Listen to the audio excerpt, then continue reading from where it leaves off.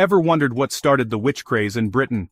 Let me take you back to 1599, when King James VI of Scotland, yes, the same guy who became James I of England, published a book called Daemonologie. Now this wasn't just bedtime reading, it was a full-blown manifesto on necromancy, demonology, and most infamously, witchcraft. Demonology is structured as a dialogue, a back and forth between a skeptic and a believer, basically laying out all the gory details for the curious public. And King James? He was on a mission. His goal was to prove, beyond a shadow of a doubt, that witchcraft was real, dangerous, and needed to be stopped at any cost.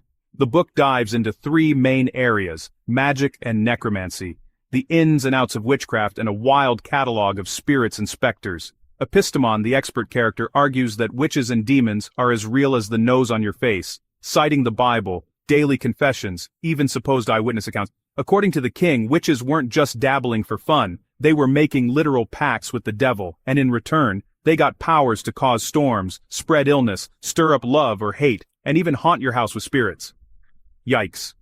But what made someone turn to witchcraft in the first place? Curiosity, revenge, or plain old greed, says King James. And here's where things take a dark turn. Demonology claims women were more susceptible than men, referencing Eve and the serpent as proof. Sexist for sure, but sadly, this idea fueled centuries of witch hunts targeting mostly women. When it came to punishing witches, James was crystal clear. Death was the only answer. No exemptions for age, rank, or gender, well, except for young children, apparently.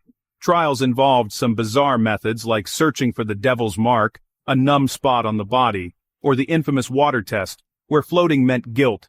It sounds ridiculous now, but back then, these were matters of life and death. The influence of demonology even crept into literature. Ever read Macbeth? Shakespeare borrowed heavily from King James's book, especially for those creepy, weird sisters and their rituals. So demonology wasn't just a book, it was a catalyst. It whipped up fear, inspired witch hunts, and shaped how a whole generation understood the supernatural. Next time you hear the word witch, remember, King James probably had something to do with it.